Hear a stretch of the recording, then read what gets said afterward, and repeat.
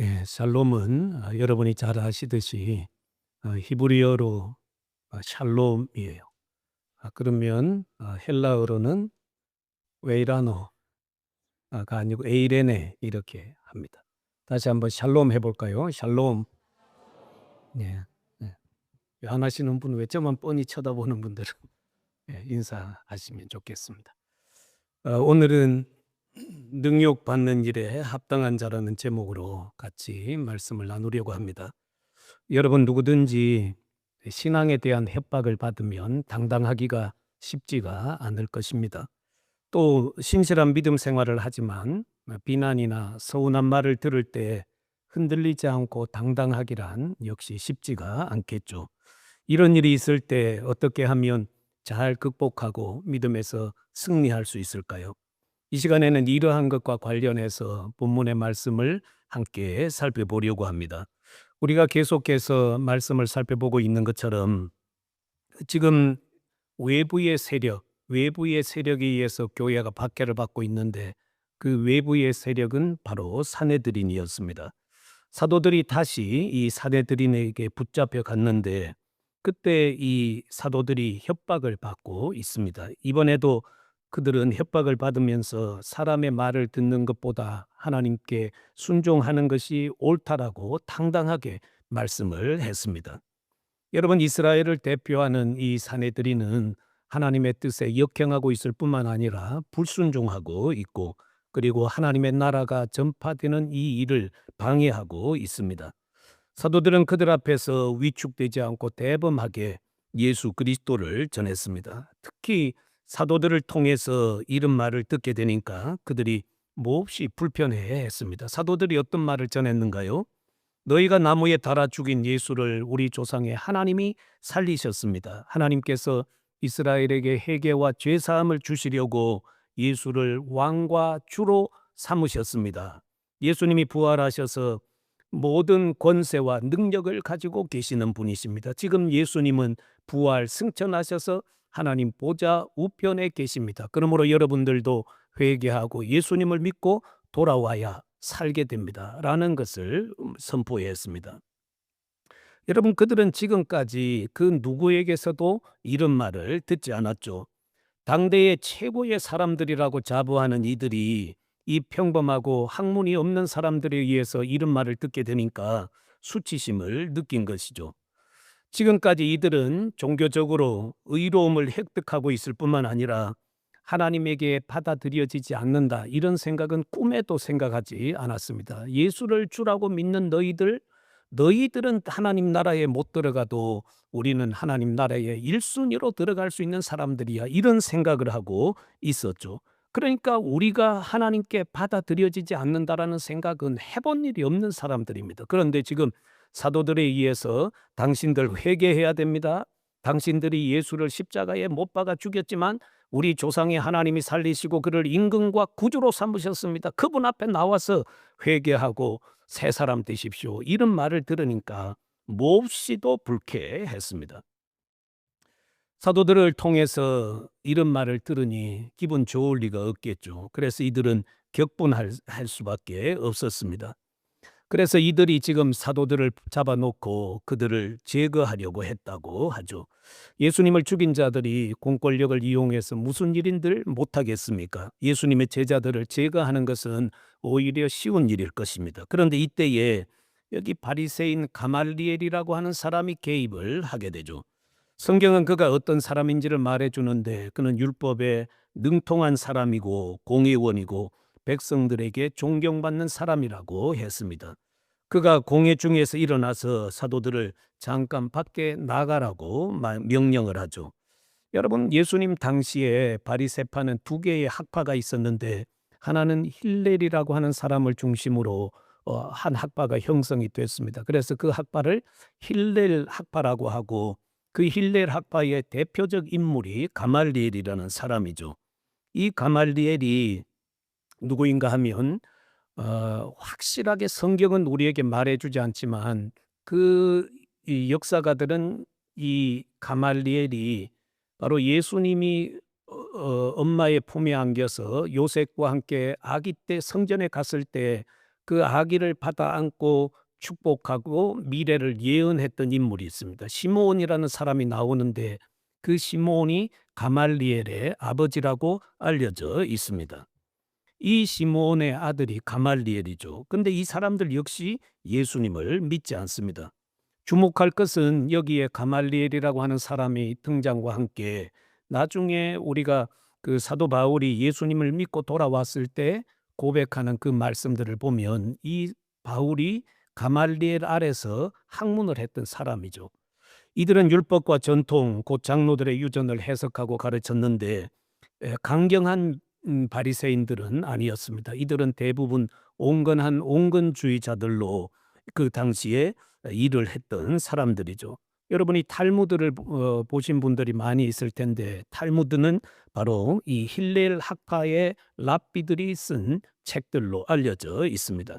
그리고 또 다른 학파는 샴마이라고 하는 사람을 중심으로 이 샴마이 학파가 형성이 되어 있었는데 이들 역시도 율법과 전통을 해석하며 가르쳤습니다. 그런데 이들은 여기 힐렐 학파보다 훨씬 더 강경했었죠. 당시 로마의 지배에 대해서도 반감을 가지고 당시에 활동하고 있던 열심당들과 손을 잡고 그들이 일했던 사람들입니다. 한마디로 말하면 이 민족주의자들이라고 할 만큼 이 강경한 자들이었죠. 예루살렘 성전이 파괴되기 전까지는 이들이 바리새파 중에서도 이 주도권을 쥐고 있었다고 합니다. 그런데 이 AD 70년에 로마의 디토 장군이 군사를 이끌고 와서 예루살렘을 함락시키게 되는데 그때의 성전도 파괴되게 되죠. 이 시점을 기준으로 해서 바리새파와 서기관이라는 용어도 사라지고 랍비라고 불려지게 되었습니다.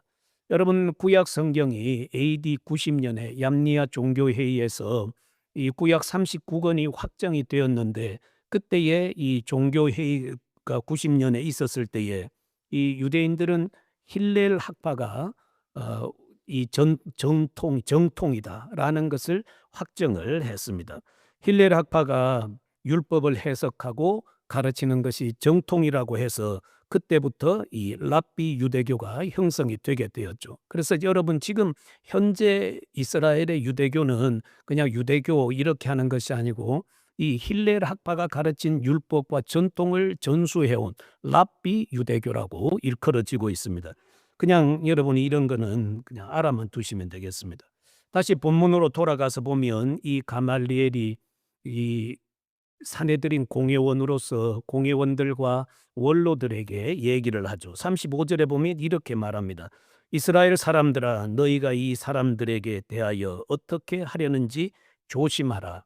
이 말을 하면서 두 가지 예를 들게 되죠. 예전에 드다라는 사람이 일어나서 스스로 자기를 선전하면서 대중들을 선동하고 모았다고 하죠.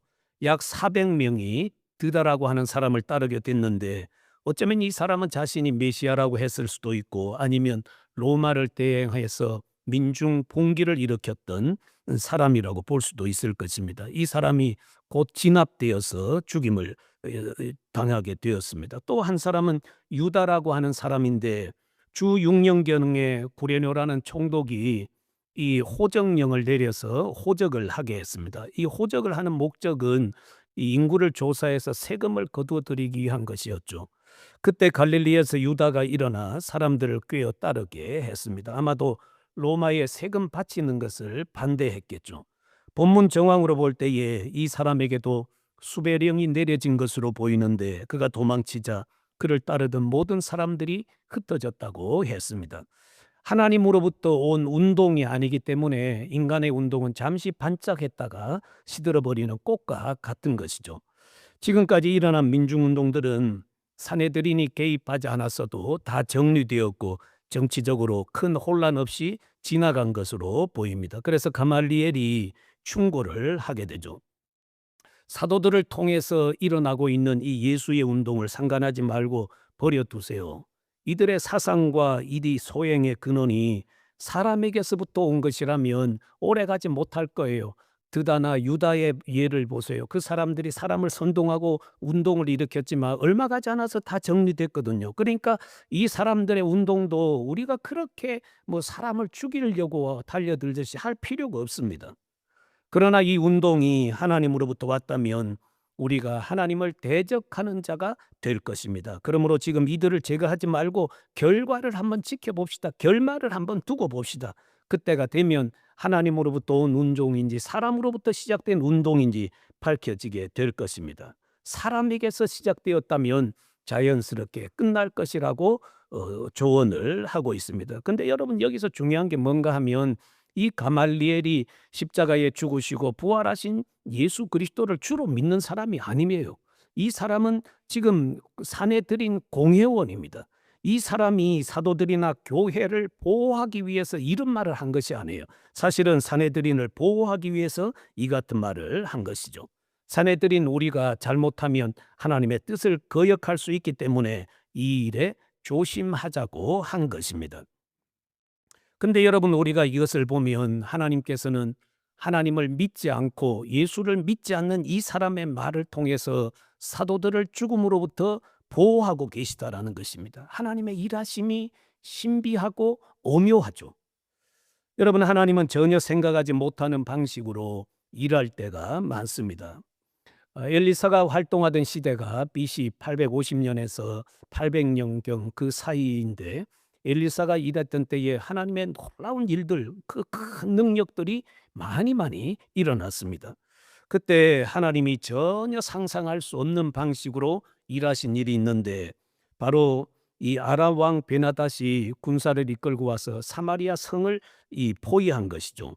이 일로 인해서 사마리아는 극심한 기근에 처하게 되었습니다. 양식 공급로가 다 끊어져서 이 사람들이 먹을 것이 없어져서 굉장한 어려움을 겪고 있었죠.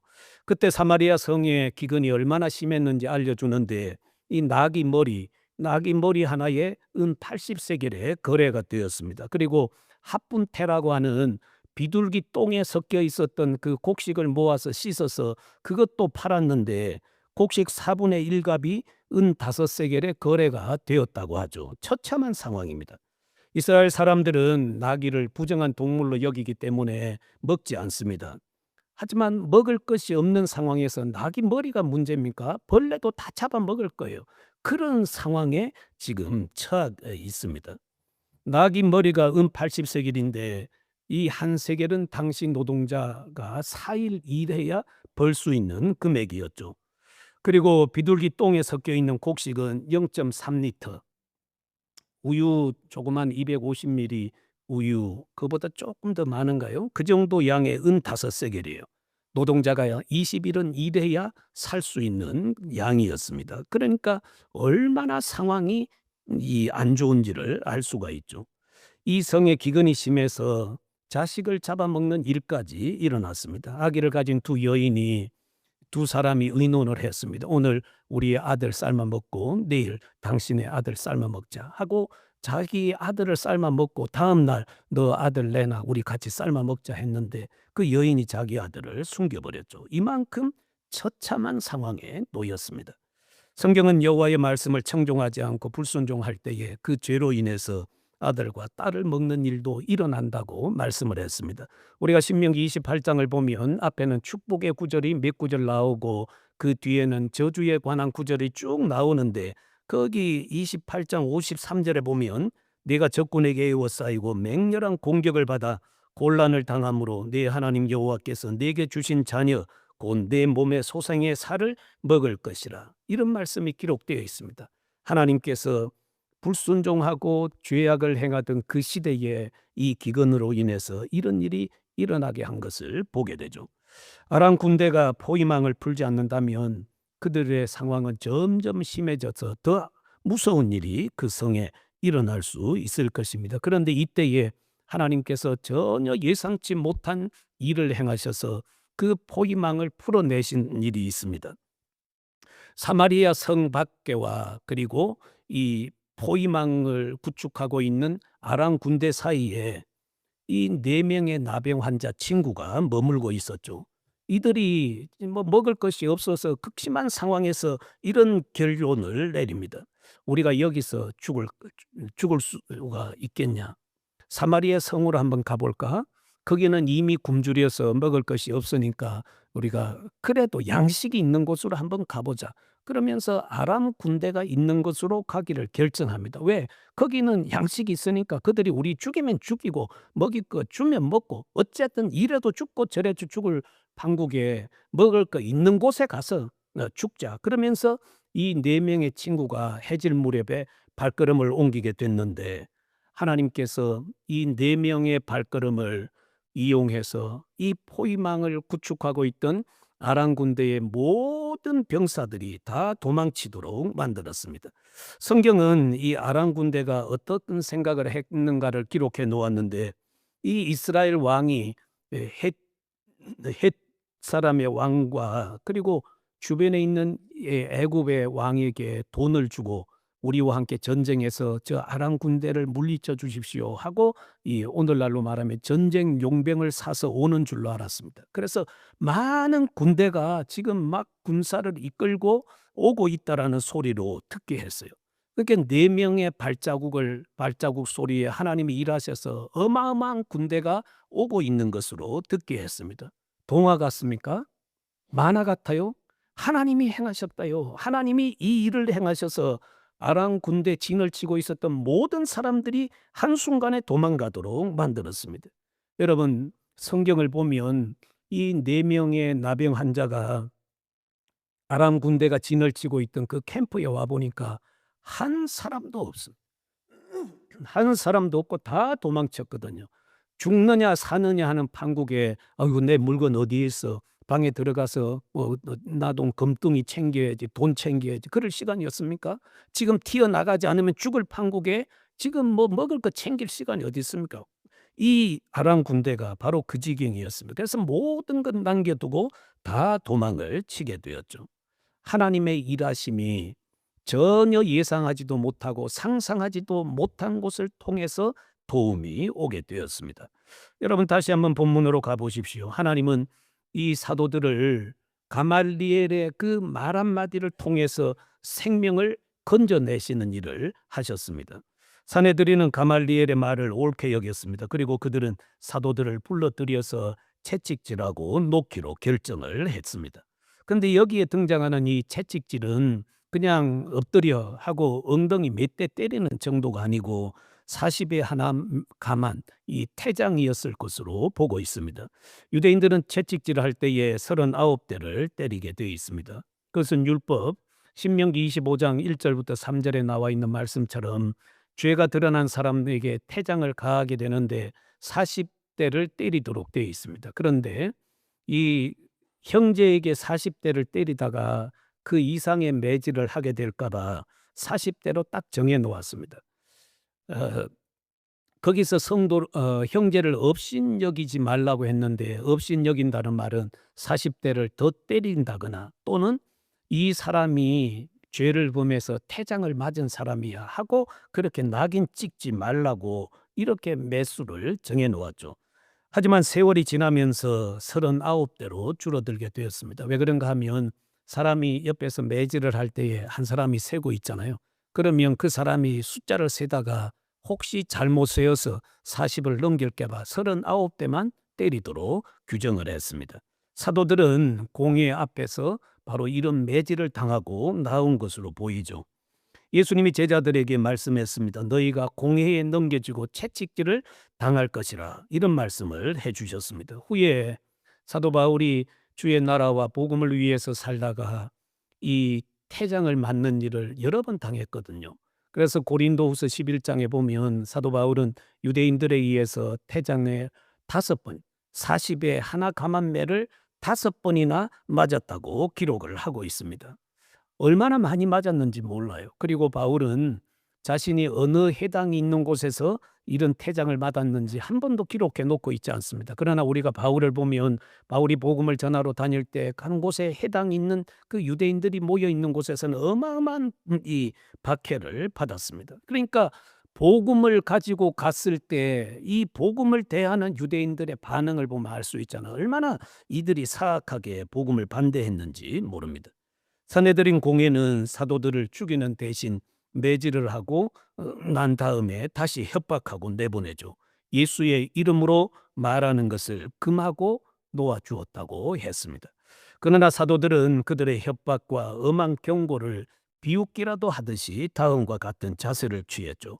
우리는 예수님의 이름을 위하여, 예수의 이름을 위하여 능욕받는 일에 합당한 자다. 이렇게 당당하게 외치고 앞을 나왔습니다. 주님 때문에 당하는 고난에 대해서 일체 기뻐하지 않고 도리어 그들은 기뻐하면서 떠났다고 했습니다. 여러분, 그들의 몸이 그냥 건강한 몸이 아니에요. 내달릴 수 있는 몸이 아니에요. 40에 하나 감한 매를 태장을 맞은 상태예요. 이런 상태에 그들이 일체 불평하지 않고 나는 주의 일 때문에, 주의 이름 때문에 모욕받는 일에 합당한 자입니다. 이러면서 기뻐하면서 나왔다는 거예요. 어떻게 이런 자세를 취할 수 있을까요? 세상에서는 찾아볼 수 없는 태도라고 할 수가 있습니다. 여러분, 대부분 어부 출신의 제자들이 어떻게 이런 담대함을 가질 수 있었을까요? 그것은 다름이 아니라 자기의 능력도 아닌 성령으로 충만했기 때문에 이 같은 일이 일어난 것입니다. 여러분, 예수님을 이제 마지막에 따라가던 베드로가 겟세마네로 가기 전에 그는 예수님께 장담했거든요. 예수님, 옥에도 죽는데도 갈 준비 다 됐습니다. 주님 따라갈 준비 됐습니다. 그렇게 얘기하잖아요. 근데 예수님이 붙잡혔을 때 베드로는 주님 모른다고 부인하고 도망쳤습니다. 그러나 오순절을 경험했던 모든 사도들은 성령으로 충만해서 능력을 덧입고 이제는 베드로 사도뿐만 아니라 모든 사도들이 달라졌죠. 그들이 고백한 대로 감옥에 가는 일도 죽는 위협, 죽음을 다한 이런 위협을 받는 자리에서도 결코 두려워하지 않는 모습을 볼 수가 있습니다. 예수님을 위해 모욕당하는 것을 당연하게 여기면서 기뻐하면서 그 자리를 떠났습니다. 여러분, 저와 여러분들은 이 말씀을 가지고 이제 남은 시간 동안 같이 한번 말씀을 나눠보려고 하는데요. 저와 여러분들은 예수님의 이름 때문에 모욕당하는 일이 여러분의 삶에서 얼마나 일어나고 있습니까? 한번 곰곰이 생각을 해보십시오. 오늘 저와 여러분들도 이런 고백을 할 수 있겠습니까? 나는 예수님의 이름을 위하여 모욕당하는 일에 합당한 자입니다. 예수님의 이름 때문에 모욕을 받으니 기쁩니다. 이런 고백하실 수 있겠어요? 예? 대답 좀 해보세요. 하실 수 있겠어요? 너무 무겁죠. 예수님, 저는 예수님의 이름 때문에 모욕당하는 일에 합당한 자입니다. 예수님의 이름 때문에 모욕을 받으니 기쁩니다. 이런 고백할 수 있겠느냐라는 것입니다. 이것과 관련해서 한번 생각해 보죠. 우리는 외부의 세력에 의해서 박해받고 있지 않습니다. 우리가 살아가는 이 캐나다의 환경은 사실 많은 종교인들이 주변에 있지만 우리가 예수 믿는 것 그렇게 외부적인 어떤 이런 박해에 의해서 도전받고 위기에 처하는 일은 거의 없죠. 오늘날 문제하면 대부분 관계의 문제고 또는 말로 인한 상처라고 할 수가 있겠죠. 많은 사람들의 관계가 틀어지고 말로 인한 상처 때문에 이렇게 하나님을 섬기는 자리에서 뒤로 물러나고 마음을 닫는 이런 일들이 대부분입니다. 여러분, 십자가의 은혜와 능력을 경험하셨습니까? 아멘. 여러분은 십자가의 은혜와 그 능력을 경험하셨습니까? 아멘 하셨다면 우리는 예수 그리스도가 우리를 위해서 당하신 십자가의 그 모든 고난과 은혜들을 새롭게 조명해 보는 시간이 되어야 할 것입니다.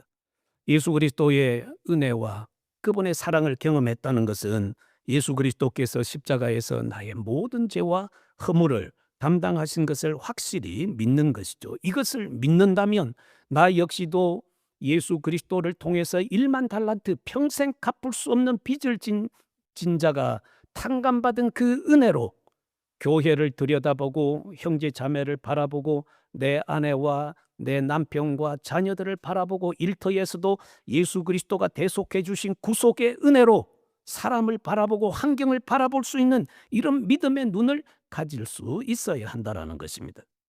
우리가 이 은혜를 경험했다면 1만 달란트 빚진 자가 탕감받은 자예요. 그런 은혜로 주변을 바라보시면 어떤 일이 일어나겠습니까? 여러분들은 어떤 마음의 자세로 성도들을 바라보고 있고 교회를 섬기고 있습니까? 혹시 그런 은혜를 경험하고도 다른 사람의 흠잡기를 좋아하십니까?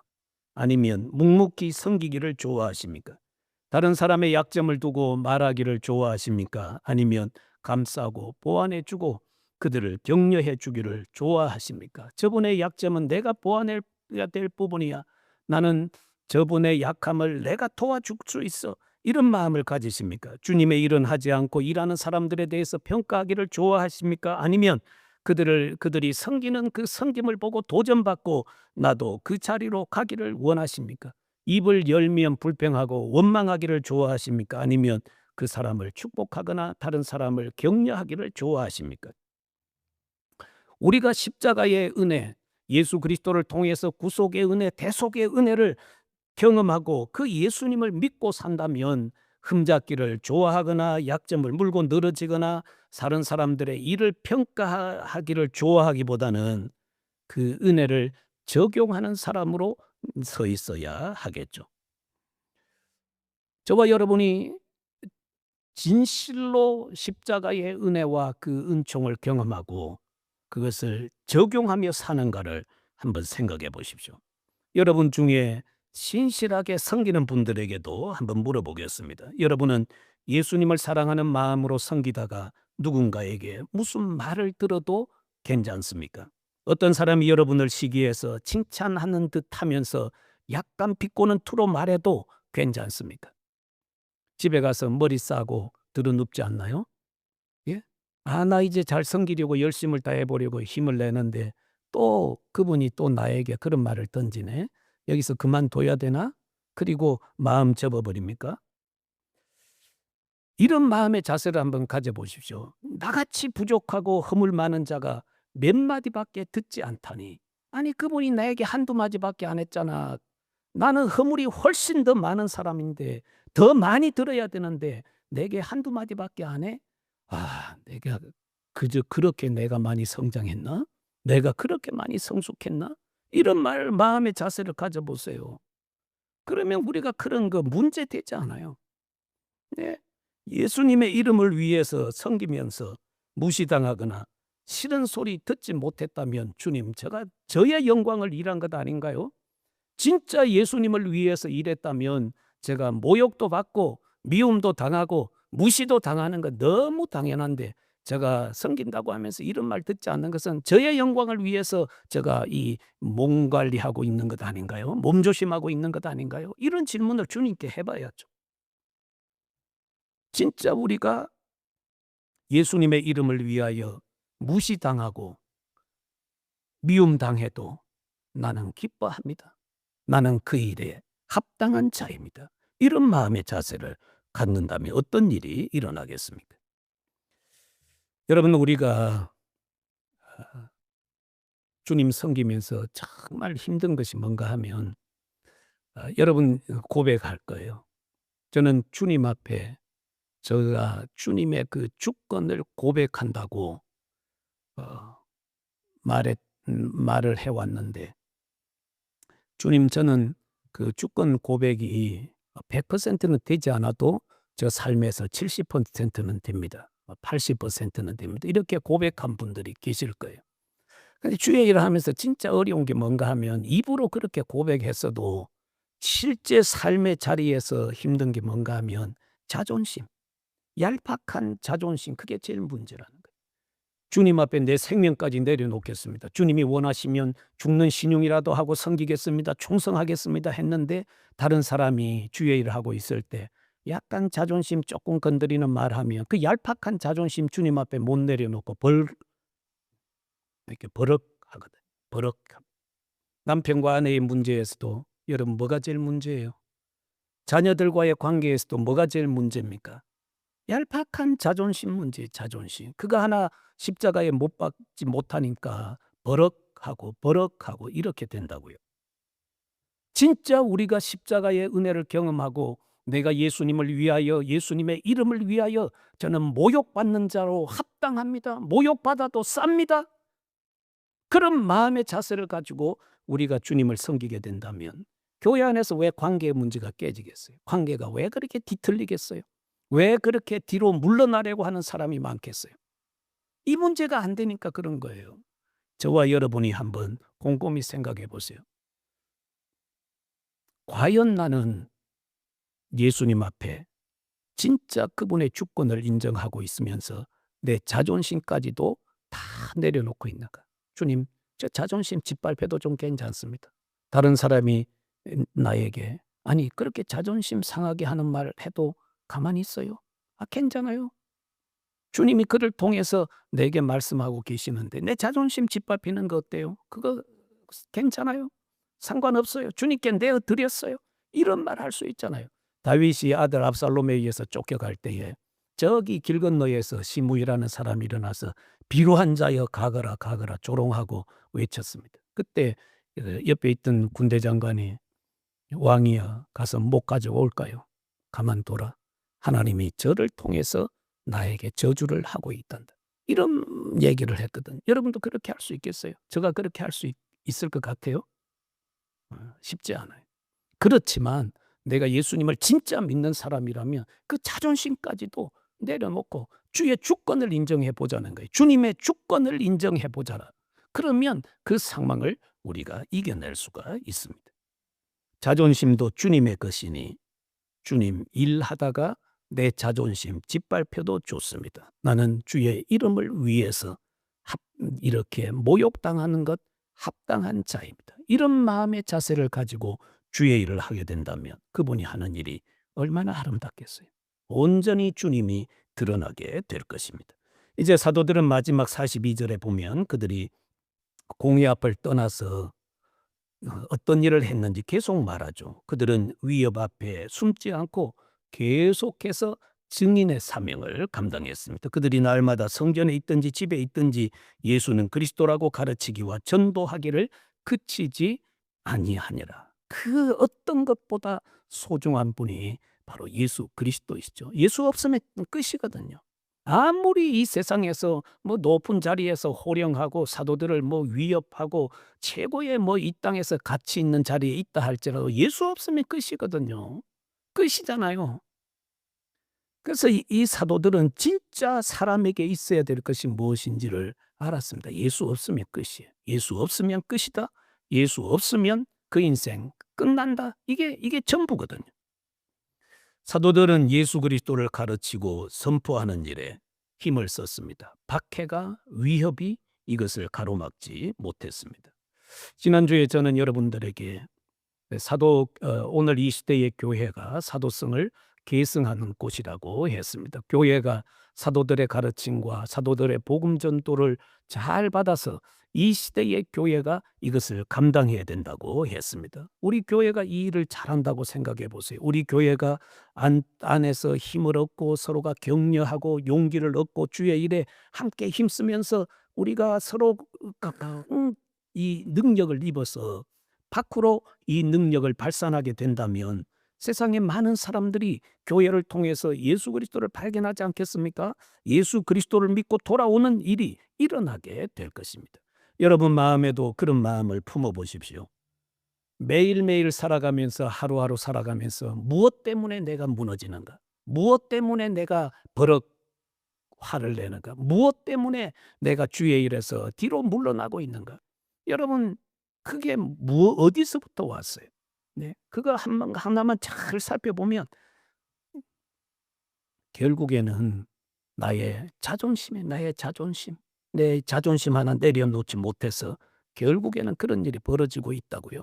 이 관계 문제도 마찬가지예요. 관계 문제도 여러분이 정말 넓은 마음으로 사도 바울이 디모데에게 말하는 것처럼 너 맷집 훈련 잘해. 맷집 훈련 맨날 너 맷집 훈련 잘해야 돼. 은혜 속에서 너 심령이 강한 사람이 되도록 맷집 훈련 잘해라. 그래야 외부에서 오는 많은 도전과 시험들을 내가 은혜의 마음, 단단한 은혜의 마음으로 이겨낼 수 있어. 그거 다 견딜 수 있어. 그거 주문했거든요. 그러니까 우리가 예수 믿으면서 맷집 훈련 잘해야지 맨날 치는 훈련만 하다가 한 방 팍 맞으면 떨어지거든요. 맷집 훈련 잘하라는 거예요. 여러분의 심령이 예수의 이름으로 예수의 심장으로 강건하게 되면 외부에서 들어오는 하나님의 웬만한 것 마저도 아무 문제도 없어요. 그런데 이 내 내면의 은혜가 없으면 뭐 말 한마디만 들어도 집사님 토라졌어요? 예? 예, 나 토라졌어. 나한테 그런 말을 하더라고 세상에. 내가 얼마나 열심히 하려고 했는데 나한테 그런 말을 하다니 토라져요. 왜? 이 강하지 않았어요. 강하지 않았어요. 여러분 강하라고 강하게 훈련하라고 했습니다. 그래서 맷집 훈련 잘해야지. 맷집 훈련. 은혜로 맷집 훈련 잘해서 웬만한 말 들어도 거기에 흔들리지 않을 수 있도록 마음을 강하게 하면 여러분 우리는 사도들처럼 나는 예수님의 이름을 위하여 능력받는 일에 합당한 자입니다. 예수님의 이름 때문에 내가 일하다가 모욕 듣거나 나를 시기하는 말 들어도 저는 결코 그것 때문에 주눅들거나 위축되거나 흔들리지 않습니다. 묵묵히 주님의 영광을 위해서 가겠습니다. 내가 한두 번 욕 들었는 거 그건 아무것도 아닙니다. 이런 마음 가지고 여러분이 살아가실 수 있을 거예요. 그런 마음 가지고 승리하시기를 바랍니다. 이번 한 주간도 여러분이 그런 마음을 가지고 삶의 자리에서 예수의 영광 드러내고 우리 주의 이름을 높이는 우리 모두가 되시기를 바라겠습니다. 기도하겠습니다.